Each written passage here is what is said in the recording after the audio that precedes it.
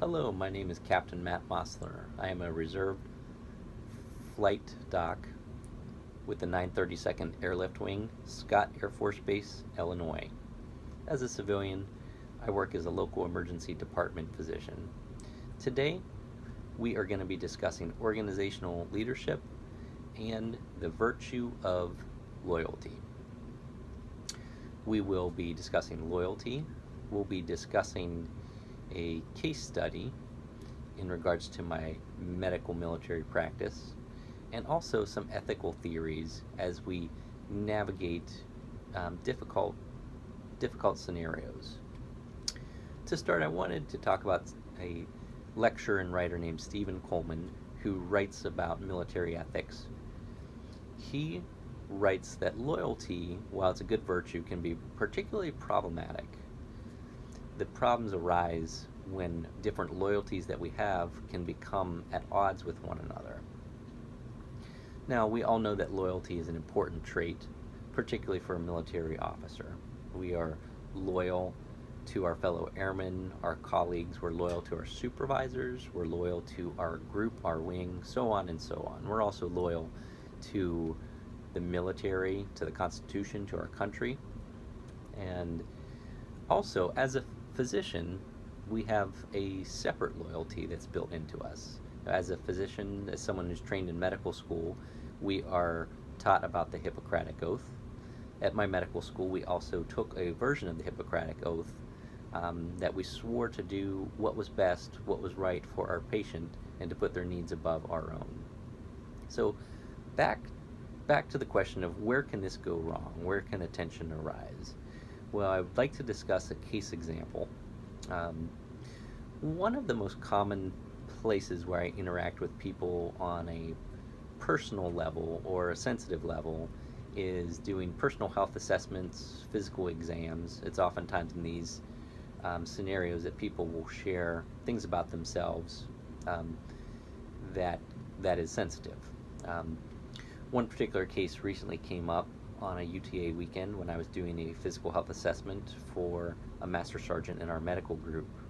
He described that he was having some difficulty at home, that he felt overwhelmed with his children, that things seemed strained with his spouse, and through all this he revealed that he'd been coping with some problematic drinking habits. So what do I do with this information? Where do I go? So I'd like to pause for a second and talk about some ethical theories and how to navigate this scenario. So there are three main ethical theories. The first is a consequentialist theory, and that is when we get put into scenarios where we have to make decisions, and that we should do the best thing for the best number of people. The second theory is a principle or duty-based theory, and this is also called the deontological theory. This means that everyone should follow universal rules of behavior. The last theory, the virtue-based theory, is that everybody should act in the way that is most virtuous. So back to our case study. What does it mean for me to be loyal to my fellow airman?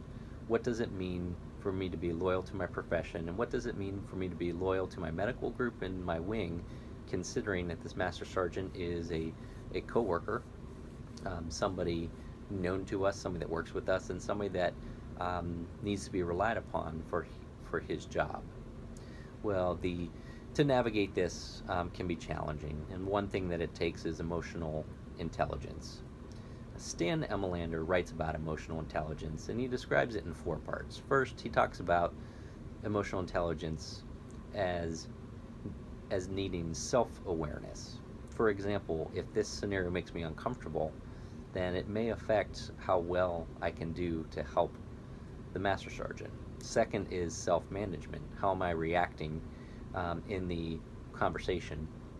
3 is being aware of others. This is otherwise known as empathy. And 4 is relationship management. How can I show the master sergeant that I care about him and I want the best for him, but we also need to balance that with the needs of the others around him?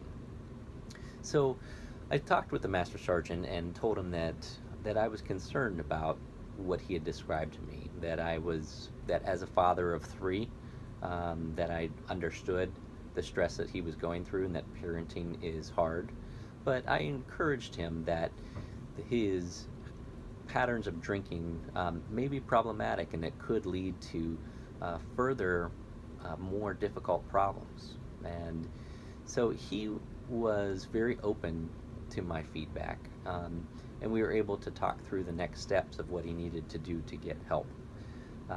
Now, back to the loyalty and all this, this case was somewhat straightforward because it was pretty clear to me that my main loyalty was really to do the best for him. However, the loyalties that are in conflict to this were knowing that to have this discussion was going to bring up issues that he would need to discuss with others. And this could possibly put him in jeopardy with his military career, could put him in jeopardy with his commander or his ability to deploy.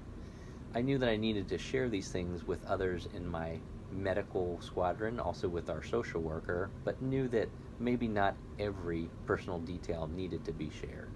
And so that's where I found the tension of the loyalties, knowing that I really wanted the best for our Master Sergeant because I was loyal to him, but also that I was loyal to my job as a physician and also loyal to my medical group, knowing that problems like this needed to be identified and helped before they could cause negative consequences for him as an individual, for his career, or possibly his family, or even others that he works with.